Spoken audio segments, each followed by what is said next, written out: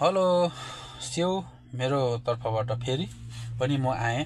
आज थोरै बोल्छु, विशेष बोल्छु है, विशेष बोल्छु, सुन्नु होला। विशेष गरेर यो किराँत समुदायभित्र जो छौँ, खम्बु, लिम्बू, सुनुवार, याक्खा, हामी किराँतभित्रको समुदायभित्रको विशेष सुन्नु होला है। अहिले खोटाङ जिल्लाको बुइपा भन्ने ठाउँमा यो यलम्बरको नक्सा शालिग बनेको छ। यही हो ओरिजिनल यलम्बरको शालिग, यही हो र ओरिजिनल फोटो यलम्बरको विश्वले चिन्छ,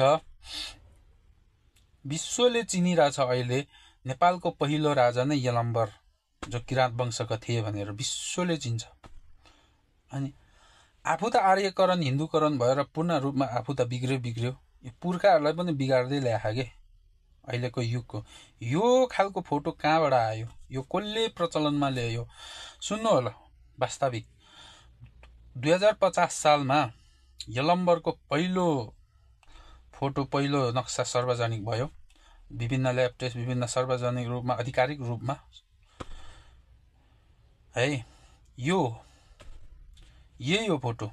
यो फोटो चाहिँ टेकवीर मुखिया सुनुवारले पहिलो पटक यलम्बरको फोटो सार्वजनिक गर्नुभएको हो। यही हो। उहाँ टेकवीर मुखिया, उहाँ वरिष्ठ चित्रकार हुनुहुन्छ। यो फोटोलाई कपी बिगारिएर यो के हो? खोइ यहाँको झन्डा, झन्डा हटाएर भाला मात्रै राखेछ कि यहाँ।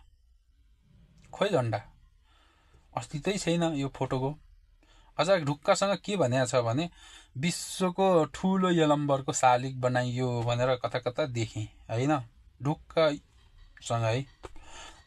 दिनेश किराँतीजी, हजुरलाई म सम्झाउँछु, हजुर यो बारेमा अभियन्ता हुनुहुन्छ, हजुरले यो बारेमा, यो फोटोको बारेमा धेरै पटक बोल्नु भएको छ। यो हो के ओरिजिनल फोटो? दिनेश किराँतीलाई, उहाँलाई राम्रोसँग थाहा छ, उहाँ किराँत अभियन्ता हुनुहुन्छ। उहाँले पटक पटक विरोध गर्नुभएको छ यो फोटो होइन भनेर। म पनि भन्छु यो फोटो होइन, ओरिजिनल फोटो चाहिँ योहरू हुन्। यस्ता खालको फोटोहरू चाहिँ प्रकाशित भएको हो। यो कहाँबाट, कसले यो बनावट गरेर कहाँबाट कसरी बनाएर यो कसले प्रचलनमा ल्यायो?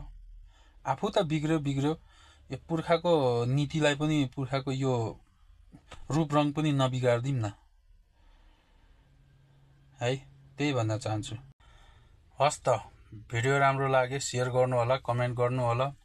कसैलाई नराम्रो लाग्न पनि सक्छ, तर वास्तविक यही हो, यथार्थ कुरा भन्न पाइन्छ।